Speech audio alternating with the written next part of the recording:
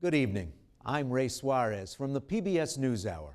All over the country, public media, just like the 9 Network here in St. Louis, are tackling the issue of education.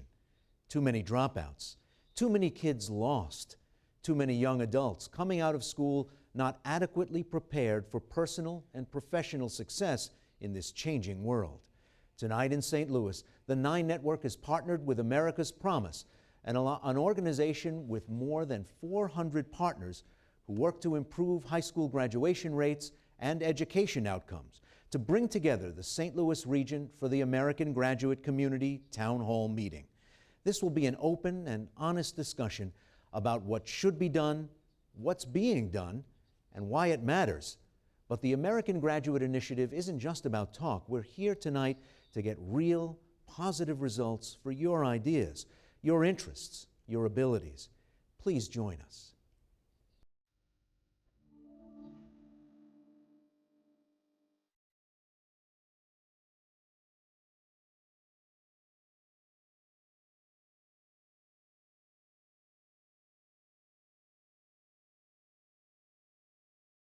American Graduate Community Town Halls are part of American Graduate Let's Make It Happen, a public media initiative made possible by the Corporation for Public Broadcasting.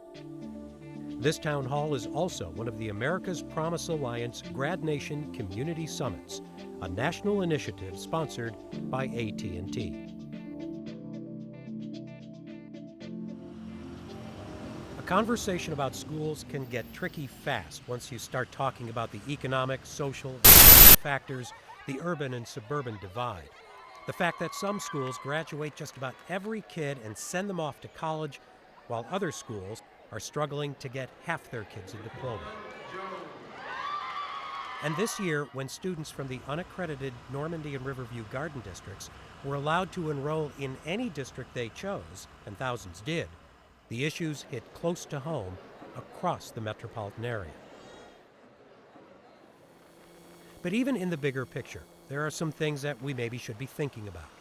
A Gallup student poll of metro area kids 5th grade through 12th, and these are kids from the city, from suburbs, from small towns, found that 2/3 of them said they were thriving in school, but 31% said they were struggling.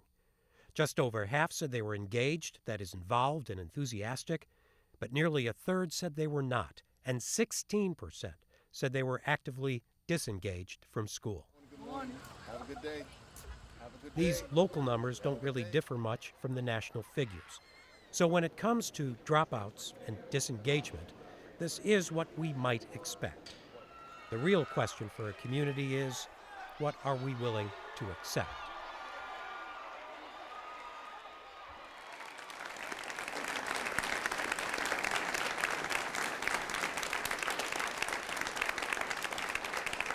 We have a room full of people who are full of ideas, including parents, educators, business people, and students.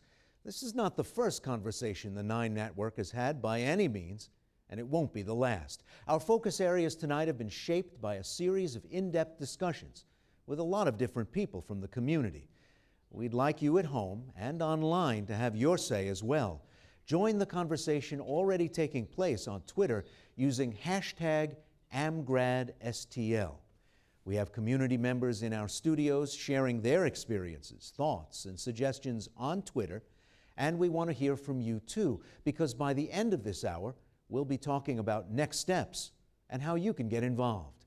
We've asked a few of our audience members to join us up front to get things started. Sharon Cheney is a parent of college, high school, and elementary school children. She's also an educator. Mike Jones is a case manager and industry liaison for Family Workforce Centers of America. One of his primary roles is helping direct a college preparatory and workforce development program focused on 12th graders in the St. Louis public school system. And Dr. Beth Bender is the principal at Gateway STEM High School in the city of St. Louis and has a lot of experience with diverse student populations. Dr. Bender, let me start with you. We've had a national conversation about education, and you've had a local one here in St. Louis, talking about all the challenges to our kids and our institutions. Are we in this community finally ready to do some of the hard work and maybe even spend the tough dollars that it would take to really turn things around in the schools in this area? I think we are. I think when you look at a number of the initiatives, everything from what is happening at the schools, in our school where it used to be you wanted to graduate a student, and then it was you want to graduate them and get them to college, and now it's even evolved into not just get them into college, the right college at the right price. And if you look at the community, we have things like St. Louis Graduates and other initiatives that have really pulled the community together with the schools to serve students in the long run, and that means post-secondary education. What's the number one challenge that you see facing the kids who come to you for a secondary education? I think what we're looking at is a lot of societal issues and a lack of preparation. It all kind of leads to students not having the best chance, and so we have to get them caught up, we have to get them where they need to be. Before we go too far into this conversation, we want to do something that almost everyone says you have to do to understand what young people are facing, and that is listen to young people. Anne Marie Berger recently sat down with a group of high school students to see what they had to say.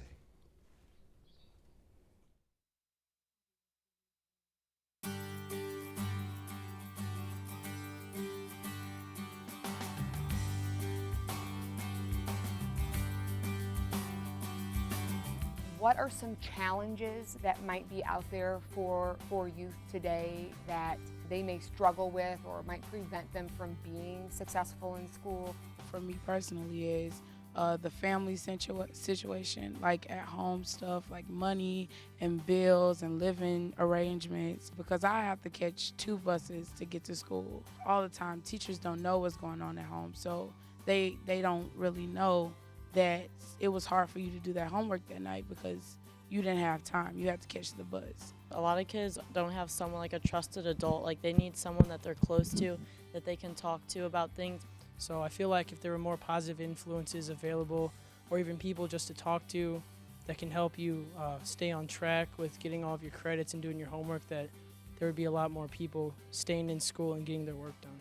I knew a friend once who he got bullied a lot, so he just dropped out. And most students or children don't have that type of like self-esteem in themselves. You know, they believe they're not going to become something, or they don't believe they're going to be successful. I know that some of my close friends, they've had mental health issues like dealing with anxiety or depression, and they've turned to drugs to solve those problems or to cope with them rather than seeing a counselor or talking about them. And while doing drugs, they've gotten to different cultures or things that have basically told them that to stay in school is a bad thing.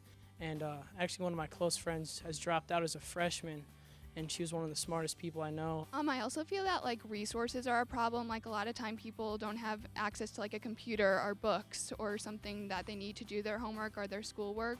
Just people who live in probably like poor income neighborhoods, like they don't feel like they can get out. They don't feel like they can achieve because the people around them aren't achieving. Mike Jones, you're a caseworker. You heard that litany of problems from these young people, talking about the things that aren't being addressed in their lives. Bullying, self-esteem problems, challenges with mental health and poverty. But are schools really equipped to deal with those kinds of problems?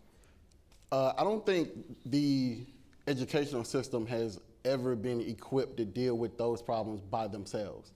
I think the systematic emotional growth, the achievement as far as social skills, socioeconomic barriers, those are things that have to be overcome with the help of schools, but also with the help of different agencies, with volunteerism, with people, business leaders, engagers, taking time out to be a part of the school and be a part of a kid's life.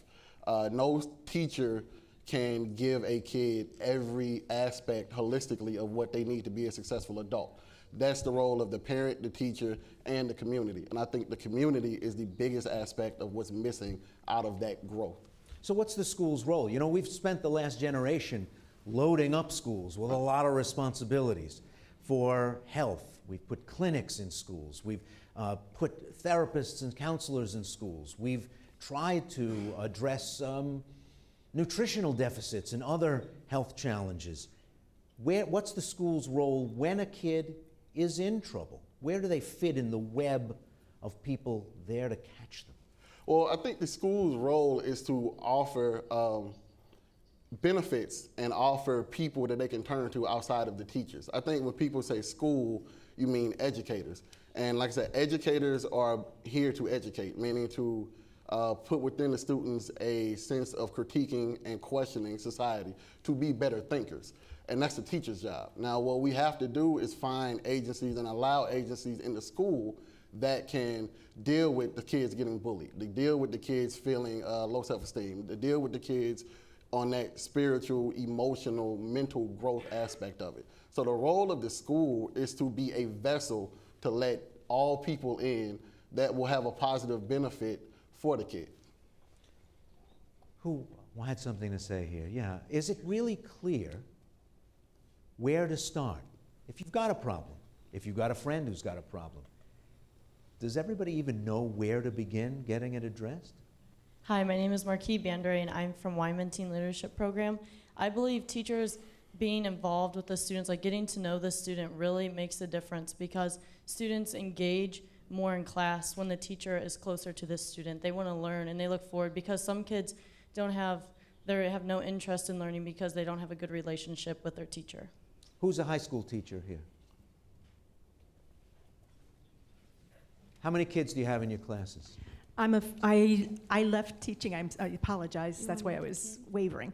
I used to have 15 to 25 students. I had the privilege of teaching at Nearings Hall High School, a private school here in Webster Groves. Okay, so when you hear a young person suggest that getting closer to students is part of the answer, is that something that's possible at scale? If you're teaching 5 classes with 25 kids each, that kind of thing. Absolutely, yes. The greatest encouragement and reinforcement I received as a teacher was thanks from our president and our principal, Jane Kosash and Sister Barbara Roche, for involvement with the kids. The summer before I started teaching, I got to take a group from our diversity team through the American Youth Foundation to Camp Minnewanka in Michigan for an International Youth Leadership Conference. That was wonderful. My favorite aspects of my job were outside the classroom. I mean, I loved the classroom too, but I loved being involved with students in their annual January Shout Week, students helping out, where they got to have fundraisers of every description toward the charity of the senior class's choice, whether it be a clinic in Haiti or a playground in the suburbs for variously abled children. Now, that's a privilege to be able to teach such a small number of kids. Somebody in the public system who had a few more kids to deal with than 15 to 25? Dave? Yes. Let's get a microphone over there.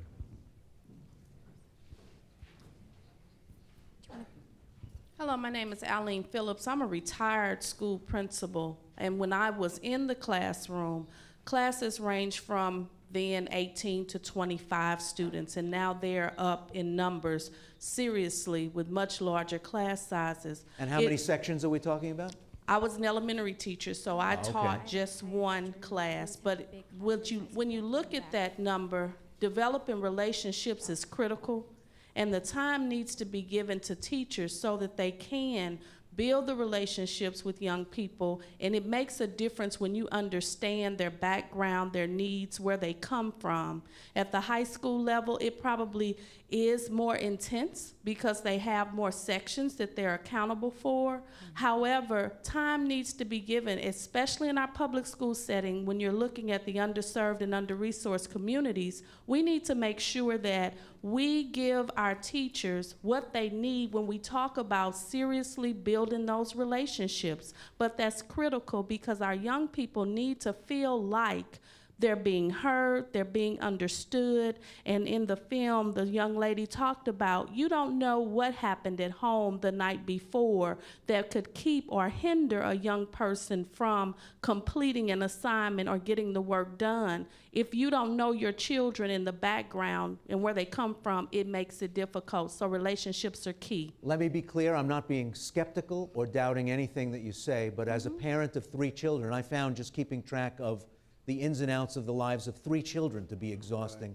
It's and I'm not difficult. sure about how well or how plausible it is to ask educators to get close to get to know 125 kids if you're a high Right. school teacher with And that's 5 sections. when you talk about developing systems in schools, that infrastructure, the gentleman on stage talked about resources that you pull into the school to help offset what the adults cannot do. And that wraparound services are very critical to help meet the needs. It can't all be on one educator, especially in a high school setting. In an elementary school, it's more intimate. A high school setting is much larger, but we need to utilize community resources in order to make it happen. And that's talking about how do you distribute resources to make that impact that's necessary. Let's move next to the other side. Tell us where you're from and where you've been teaching.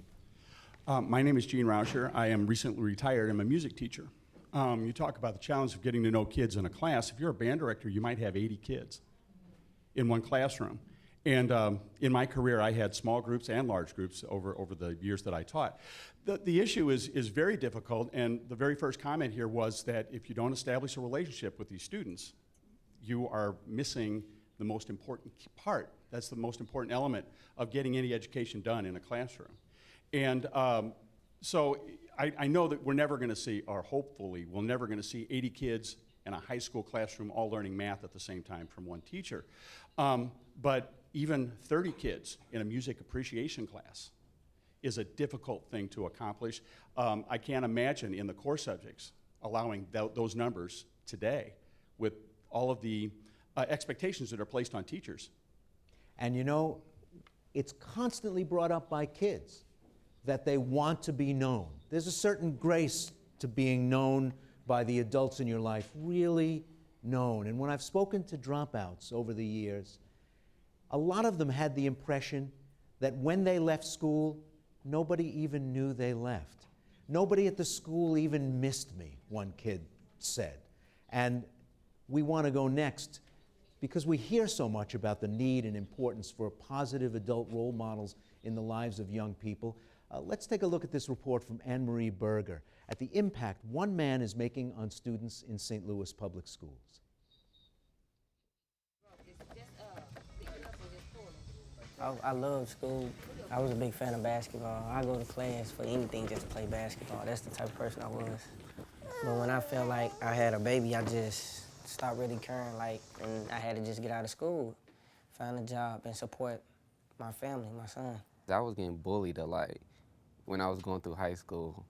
And so I had low self-esteem. I was going through the depression, didn't want to talk to nobody. Even worse, I tried to commit suicide from all that because I couldn't handle it no more. While their circumstances may be different, Cortez and Malik's stories aren't unique.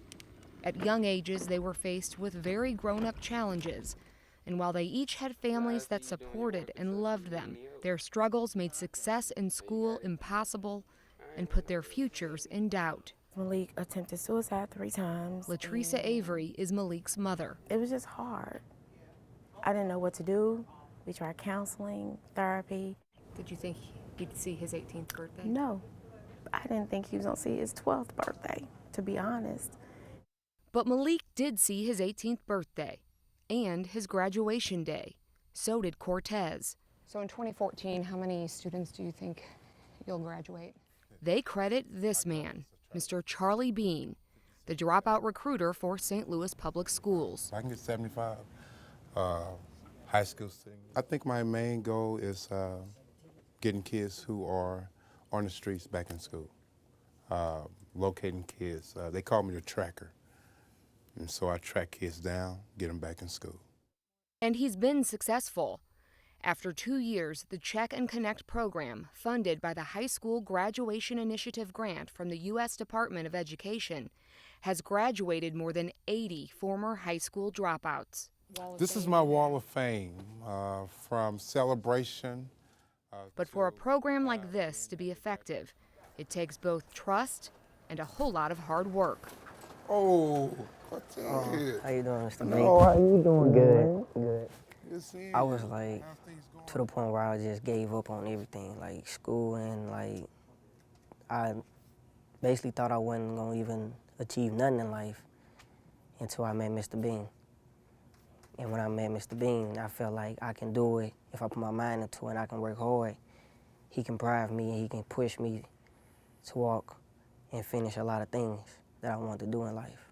So that's why I really, really, really, really love this guy, for real. Bean, as he is known by his students, says he gives the kids what they want, what they need, and that's a connection. A connection to a trusted adult who won't judge them, who has faith in them, and challenges them to discover their best selves. He's great. I spoke to your mom, so what's been going on? Been having a little family. You don't force this program onto kids. I don't If you force. see that they want to do it for themselves. They have to be that leader. And what I do is bring out the real person inside of them. When we sit and discuss, we discuss about what's going on and what can you do to make a difference. And the one thing about Cortez that I brought to him was he's living for his child now. And what difference can you make? And what would you like for your son to see in you? And Cortez's son Corey was there when he walked across the stage and received his high school diploma. It felt like I was the king, you know. You graduate from high school, it's a good thing. It's like you did something good in life, like you so successful. You graduate from high school, that's a big deal to a lot of black people, you know. I didn't think I was going to do it. I thought, I don't know what to think, but walking across the stage, seeing my family there and Mr. Bean there cheering me on, it was like a wonderful moment for me. So I'm doing what I can do to help my kids out. They're all my kids. These are the beans. No, I don't know about I think I must be the pot. So it's beans in the pot.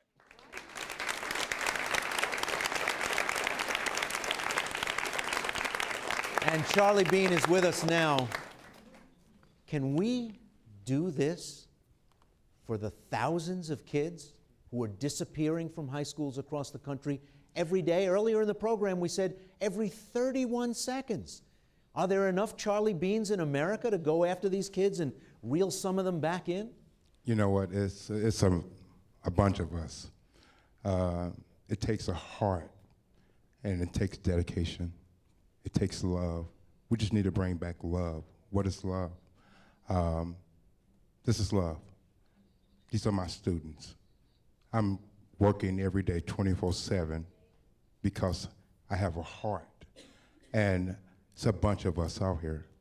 And if we can just bring back that gift that was given to each kid, we wouldn't have to worry about dropouts. What's the difference between the hard cases who, when you find them, say, no way, I'm not going back to school.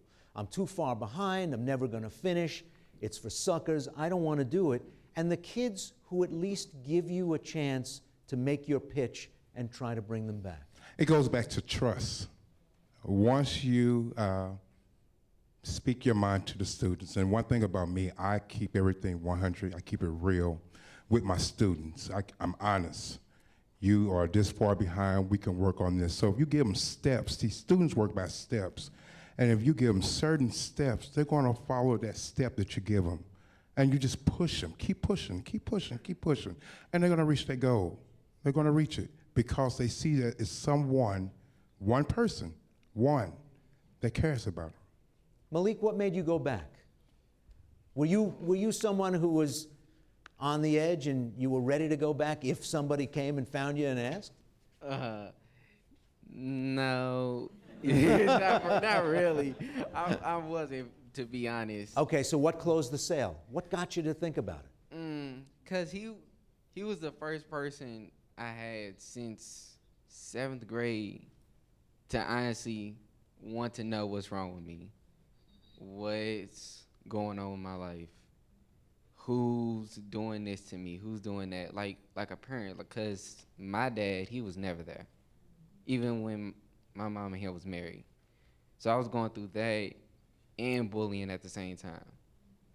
So when he stepped in, I don't know, we just connected like that, and I'm just happy I met someone like him. But were the problems that you identified as being a part of why you left school addressed when you went back in? Did you feel protected? Did you feel safe?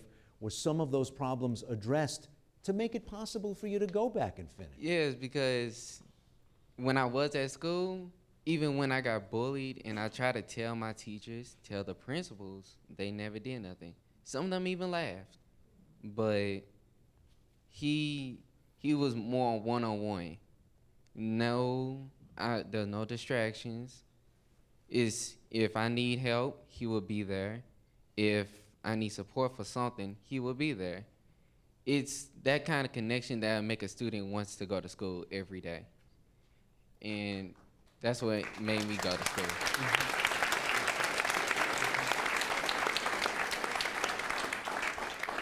Tell us who you are and where you go to school. Hi, I'm Imani Gleason, and I go to school at University City High School.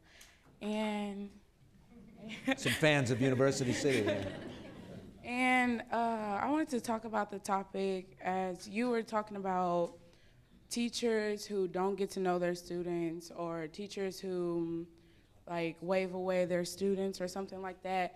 I feel that it's not just the emotional connection, it's actual like the educational connection, meaning that every child doesn't learn the same. Every child doesn't pick up on something like that, because I know that's how I am.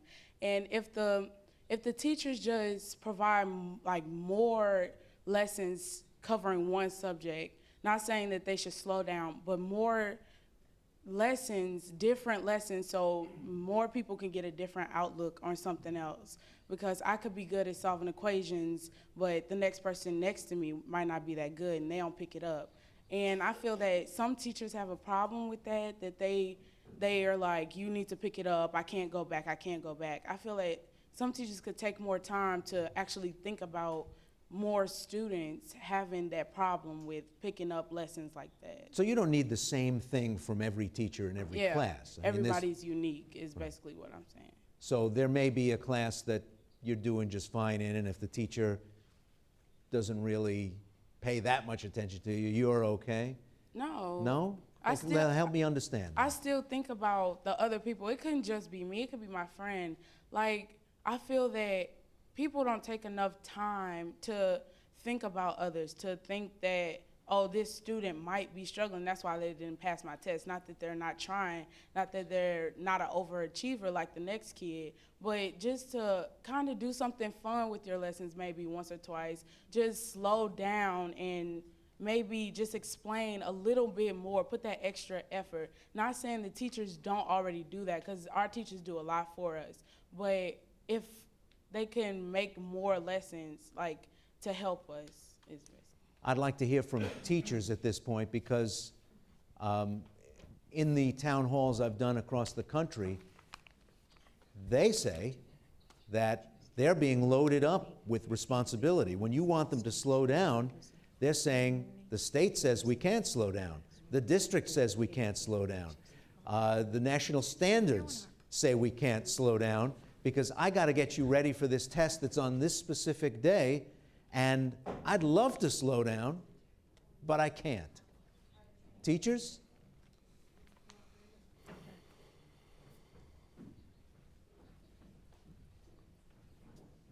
Hello, my name is Nikisha Darty, and I teach at St. Louis Charter School. I'm an 8th grade math teacher, and I can definitely speak to the idea of pacing.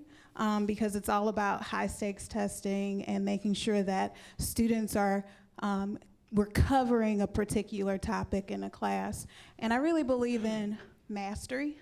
I really believe in that philosophy, just basically understanding that, okay, my students aren't getting it, so I do need to slow down. But there are pressures that are given to you from, high-stakes testing. The administrators might be giving you some sort of pressures. I'm lucky enough to be at a school where I have a lot of support at that level. So depending on whether or not you're in a school where pacing is a big issue, where other teachers are, oh, we're on chapter 5 and you're just on chapter 2, it really, really matters. having that support at the top so that we can provide more lessons or basically assess and see where students are so we can actually meet them where they are. Support from the top, that sounds like the cue for Dr. Bender. How has what teachers are expected to do inside the classroom changed in recent years that makes what you just heard something you have to take into account, and what you just heard from Imani, something that they have to take into account? Teaching has changed. I'm in my 26th year, and I have to tell you, as a professional, I often wonder if I want to stay in education. The pressures that the teachers feel is immense. And as an administrator, you try to balance that. How do I buffer my teachers, support them? Because I am a support staff. You know, some people say, principal, I'm support staff. I do what I have to do to help my teachers so they can help the students. But the pressures are very real. When you look at the societal issues we've talked to and where the kids are coming from, the stories of my students are enough to bring me to tears at any moment. And then you look at the teachers, and that's more pressure there. It is amazing what we have done to education. It's sad. We've, in many ways, lost the student. And so many of us in the schools work to try to make that come back.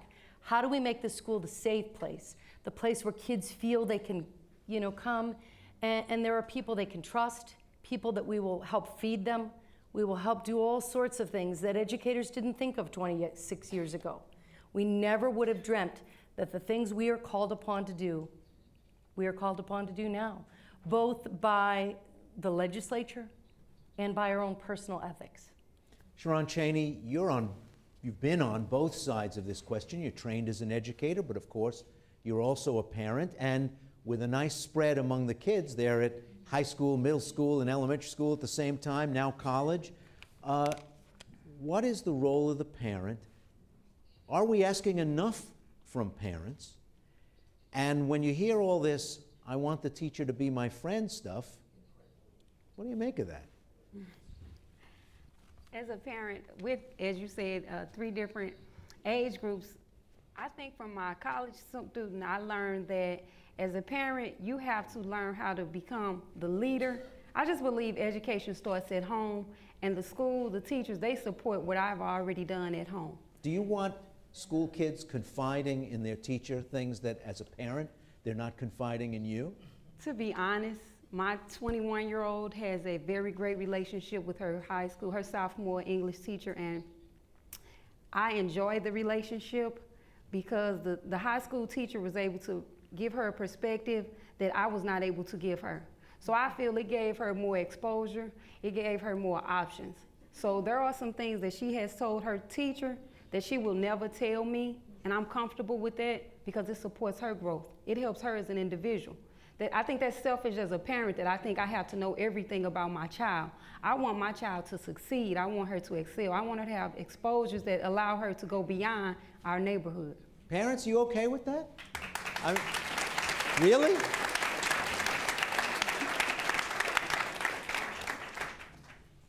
Yes, my name is Dr. Gary Behrman, and I work for CHADS, Communities Healing Adolescent Depression and Suicide. And there's one solution that we have found to what we've been conversing about is how we vote. And because the city of St. Louis and the county residents voted in a 25% penny sales tax, there is now money available for CHADS to go into the schools and relieve the teachers from dealing with all the mental health issues. And so we go into the schools and present what we call signs of suicide, early detection of depression, what this young gentleman was talking about. And we provide family counseling at no charge, all because voters went to the box and voted in this sales tax increase. So I think there are solutions, and that's one of them, so that teachers can get to teaching and the mental health professionals can come in and help the teachers, like CHADS is trying to do. And Mr. Larry McCord here is the founder of CHADS. He's sitting here with me. Has that been a comfortable fit? Is this something that you can put inside the school building and be sure that with a stigmatized kind of illness, that people who need help are going to actually search you out? Yes, I'm Larry McCord. I'm with CHADS Coalition. Last school year, we did 600 presentations to about 16,000 students on suicide and depression. At the end of this school year, we'll be in about 38 different schools at various stages of implementation for bullying prevention. So we're very comfortable doing it. We want to do more. Our phone should be ringing off the hook, and it's not ringing as much as we'd like it. And we even have marketing people going out beating the bushes, and we still can't get enough people, enough principals to give us a call and say, hey, we want you in our school. Why do you think that is? How do you explain that? I think a lot of it is stigma, that the principals are afraid that if they have us come in, that talking about suicide will make their kids have more suicide attempts, which is, going back to the sex education, it's the same kind of reasoning, which is totally not true. But it's a lot of work. The bullying prevention program is a lot of work, but the results are just phenomenal. From a 30-40% reduction in bullying prevention to increase in testing scores, increase in graduation rates. When they're not thinking about being bullied, like the gentleman was over here, they can think about school. Are there schools that have welcomed you and opened the doors and made the transition inside the doors easy? Oh, absolutely. A number of school districts, the Bayless School District, the Kirkwood School District, Hancock School District, Rittner, they've all done a great job. And there's other school districts that we just can't get into. Thank you. We're going to go over here to a parent. I am a parent. I'm a parent of 3 young adults who are all out of school. Not all of our kids are as lucky as Miss Cheney's kids, or as lucky as to find Mr. Bean in their schools. But it really does strike me, I'm Dave Hilliard from the Wyman Center, that those of us who are in institutional work, whether that's the schools, the nonprofit sector, higher education, are challenged to figure out how do we reach out and engage parents.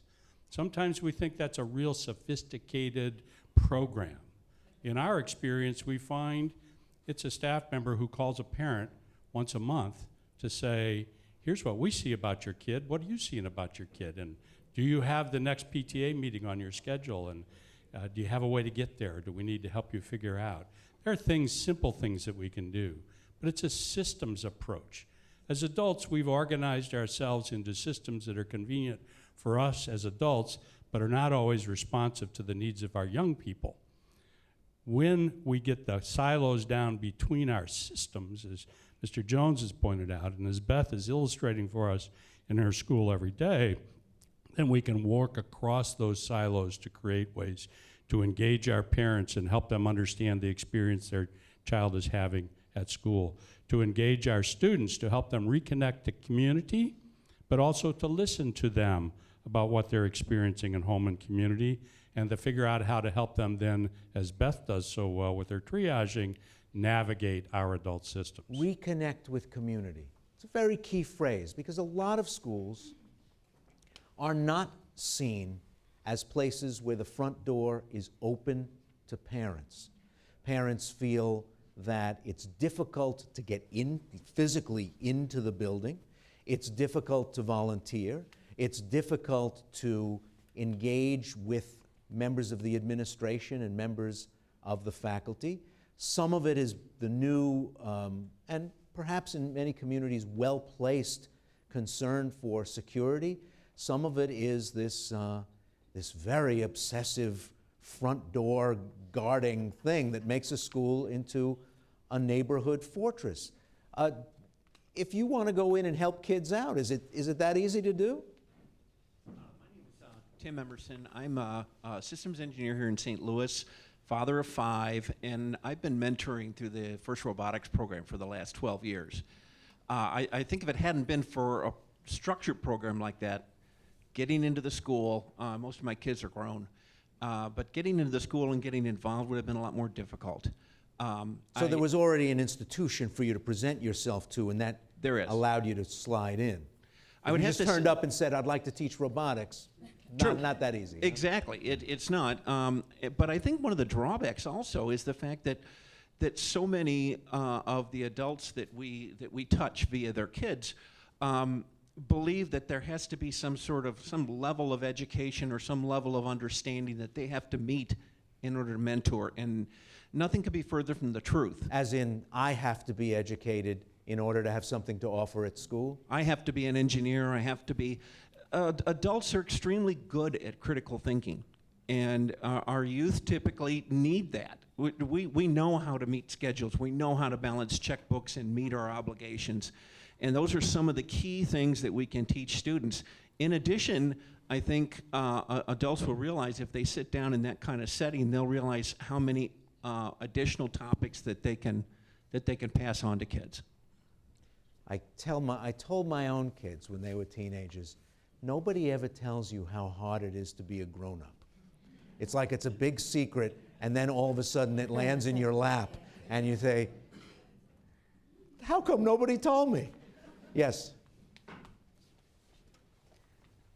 Hi, I'm Carol Banas. I'm retired from many different fields, but mostly I was a high school and junior high teacher, English and history. I worked for a publishing company. I was a high school computer coordinator, and now I tutor through the OASIS program out in Orchard Farm School District and work with little kids. I think it's not so much that we've taken the community out of the school as we've taken the school out of the community. So often, we don't have... What's the difference? We don't have neighborhood schools anymore. The kids get on a bus and they go someplace else and they work with people that they don't know, and then they come home, and the teachers don't have a clue where those kids live, and the kids don't have a clue how those other teachers function. And we've gotten over-consolidated. You know, we have these huge schools where it's impossible to know everybody. But if you're in a high school with under 1,000 students, I'll bet you most of those teachers know most of those kids. But when you've got 5,000 students, there's no way. That's what makes the kid who drops out and says, nobody missed me, that's what makes him say it. It's on. Hi, my name's Anamati Perks, and I have the privilege of having raised 5 children. My oldest is 28, my youngest is 19. Most of them went to our local Catholic school. One of them went through the magnet school system. So he went out of his neighborhood into another place where we knew no one, where everybody was very diverse, and everybody knew who he was, and he knows who everybody else is. But it's a small school. It's not that you're shipped someplace else. It's not that you're in your neighborhood school. For some kids, it's great not to be in the neighborhood school, and we have some of those kids in our Afton district. You've got kids all over St. Louis going back and forth on purpose.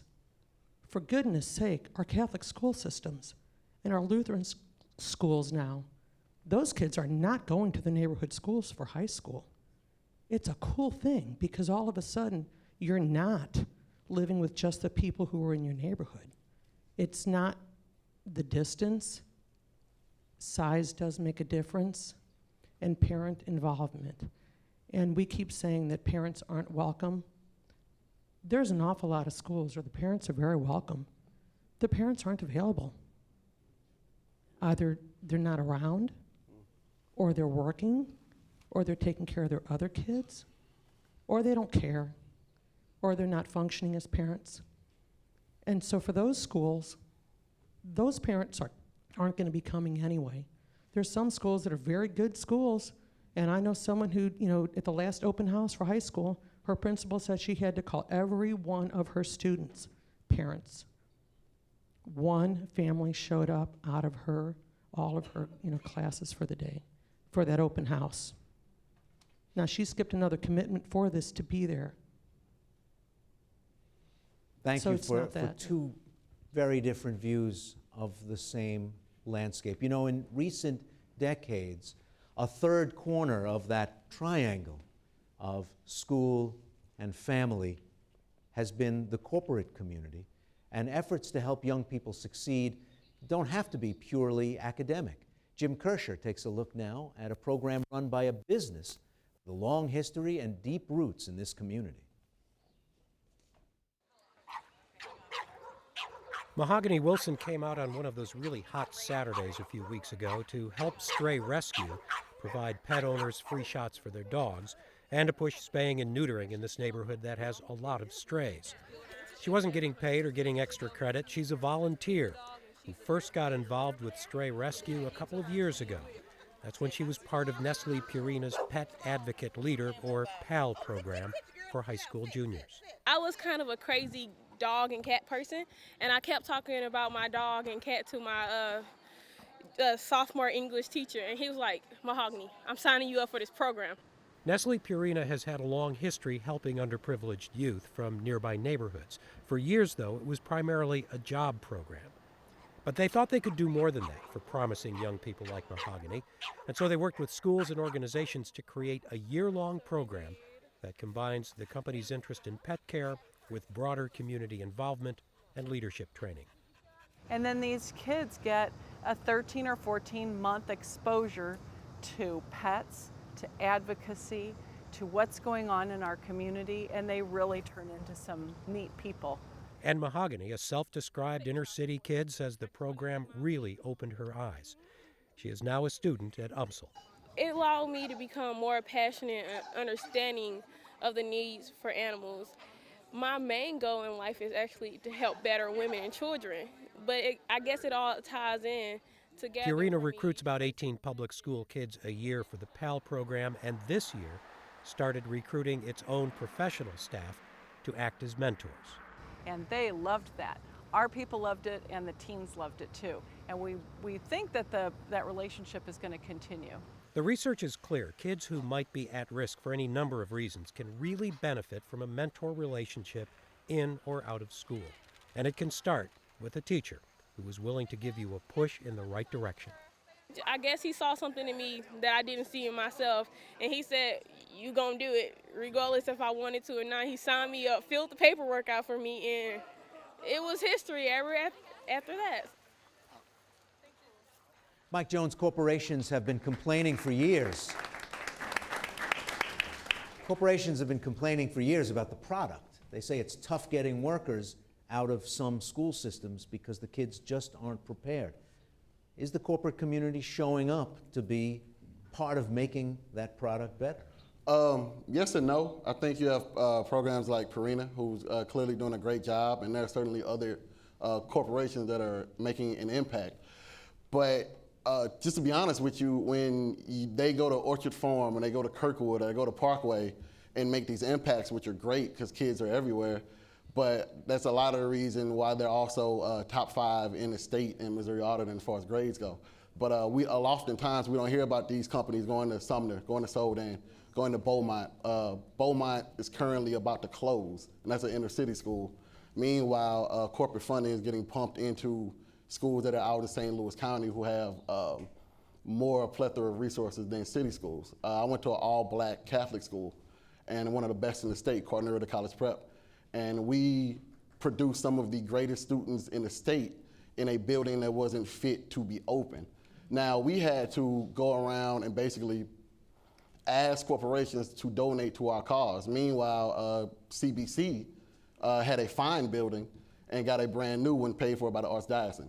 So when you're looking at the disparity of what's being handed out where, you have to look at where is it going and what effect that has on certain schools. Because while certain schools get funding, other schools are being closed, and that just doesn't really seem equal to me.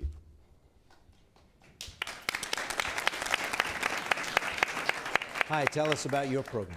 Hi, good evening. My name is Desiree Coleman. I'm with Wells Fargo Advisors, and I think, Mr. Jones, you bring up a great point.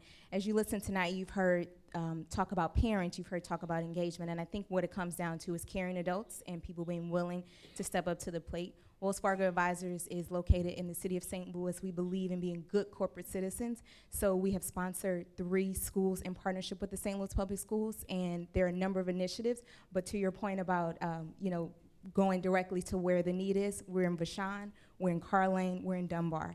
and we're working in partnership with the St. Louis Public Schools to make it better. When you say sponsoring a school, what does that involve? What are you actually doing in those places? So it's really a three-pronged approach. We have a core of 213 employees who bi-weekly go and mentor students. They tutor them in core subjects, and we are working with St. Louis Public Schools to improve their MAP scores and to support student achievement. We also have an incentive store to really speak to student achievement, to student motivation. So we work directly with teachers through a program we call Incentive Liaisons. They're partnering with teachers in the classroom to provide not only short-term, daily sort of prize boxes, but also long-term things that kids can work up to by showing that they are committed, such as iPods and different things. So I think that our vision in partnership with St. Louis Public Schools is to really take this model so that we can say to other corporations that there's an opportunity to engage. We're still very new in the partnership. It's still, very much in the growing phase, but we believe that St. Louis Public Schools is actively willing and interested, and Rachel Seward is there and has really shown an interest in working with other corporate partners. So it's a Have you been opportunity. at it long enough to know whether you're actually keeping kids on track? Been able to follow them long enough to know whether what Wells Fargo is doing is making a difference? So this is our third year in the partnership.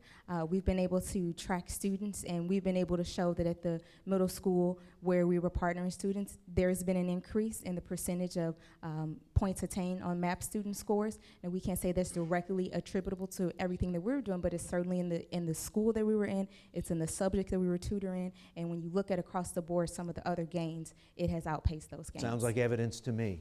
Come on. Now, you're next. Hi, my name is Alice Prince, and I'm with the City of St. Louis. I had a question for Mike. Mike, you brought up some great points tonight. There has been a clear paradigm shift in the workforce. And so, as workforce, we have to really align the education and the Common Core standards of education with workforce. How do you suggest that we do that? Well, I think workforce and education have to become relevantly connected to American citizens. When you complain about the economy, that's related to education. When you complain about the poverty line, that's directly related to education.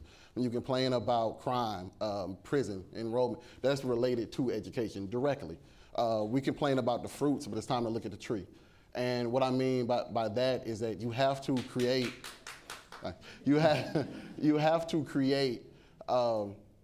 a system in place to where we can turn to say we need to produce better citizens. And by better citizens, we mean better thinkers, we mean better family-oriented people, and we mean better workers. If we're not putting that into the school systems, then we are going cyclically around in an environment to where our society gets worse and worse. So I would look at it and answer it by saying what we have to do is to make a conscious effort to make sure we're creating whole people and not test barriers and benchmarks. Next steps. We're running out of time, and we want to leave here tonight with some direction. Based on what we heard tonight, let's talk about where we go from here. What do we do next? I want to ask our panelists their thoughts on this. With all that you know and all that we've discussed tonight, what's the next step for the St. Louis metropolitan area in taking their schools in all the different locations where they are today to the next level for them? Dr. Bender? I don't think there's any one answer or it would be done. I think everyone needs to keep the dialogue going. We need to keep the urgency alive. Every day that we wait, we lose children. We know that, and it breaks our hearts. And so the schools have to work harder, and that's our job to keep that going.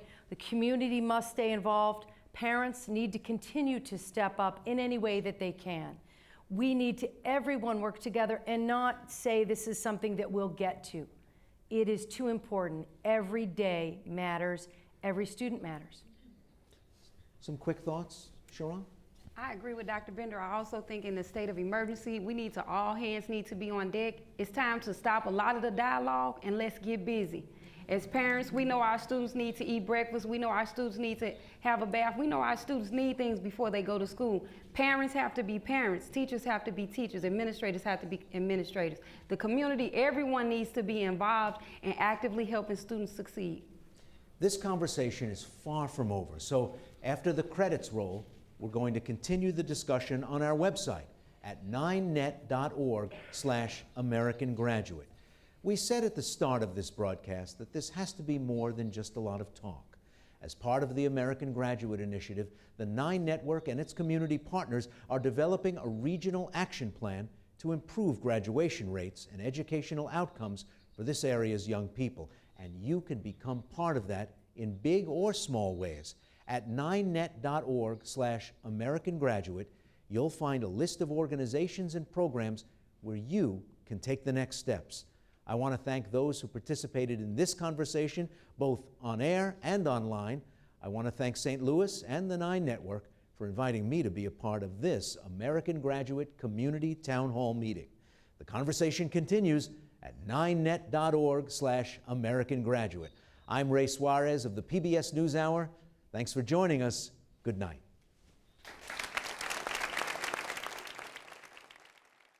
American Graduate Community Town Halls are part of American Graduate Let's Make It Happen, a public media initiative made possible by the Corporation for Public Broadcasting. This town hall is also one of the America's Promise Alliance Grad Nation Community Summits, a national initiative sponsored by AT&T.